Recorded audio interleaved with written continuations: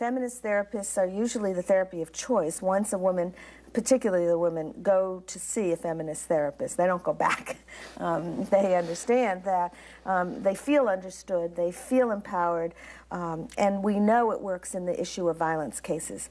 And with the statistics about the high numbers of women who have experienced physical or sexual abuse in their childhood, in their relationships, intimate relationships, or in their workplace, we know that that's a critical area that feminist therapy has been very supportive of. In a few minutes, we're going to be watching you do a demonstration of feminist therapy. And what were your goals in this interview with Gina?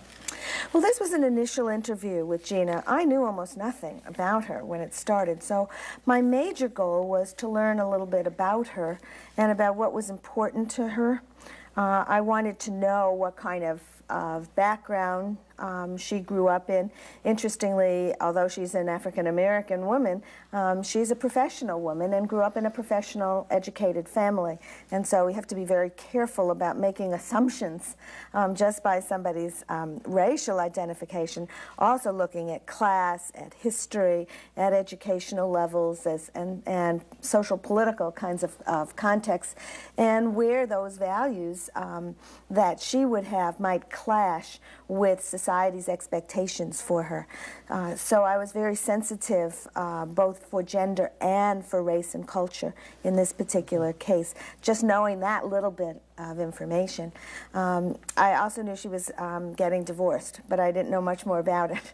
And I knew she had at least one son. So I knew she was parenting, who she had just come from watching his first basketball game. So I knew that she was parenting an almost adolescent child. And so that's where I started with, okay, what does, what she comes to in therapy, what are her styles of dealing with these kinds of issues based on what I know about human behavior and what she presents. And we went from there. Is there anything that we should be watching for? Anything particular from that session that the audience should be looking for as they watch this? Well, I think the issue of abuse does come up, and her disclosure of the abuse.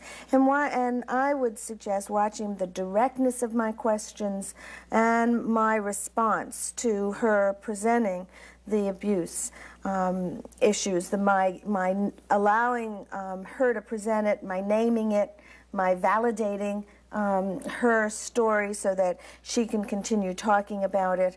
I use a technique that I have developed that comes from a combination of feminist therapy and trauma therapy, where I actually I ask her to tell me about 4 specific incidents of abuse so that I can get a sense of what this is about for her and what kind of violence it is. And she begins to open up and talk much more.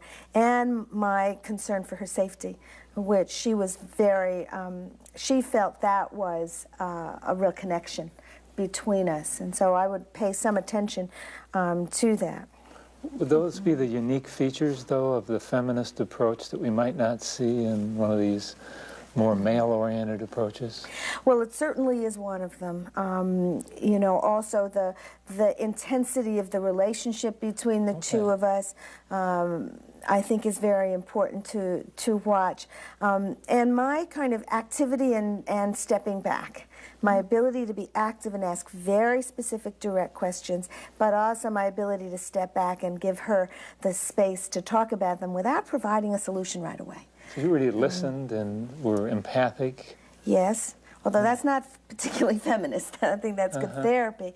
But it's that I also want you to look at the ability to bring out her strengths. I think that's specifically feminist. We're not just empathic with pain, we're empathic with the strengths. And we really want to move to an educational, non-pathology approach, a less authoritarian, but not give up our power as a therapist. Somebody comes to us because we have special knowledge, and we want to not deny that, but we don't want to abuse it. Well, let's don't wait anymore. Let's get on and watch the interview with Gina.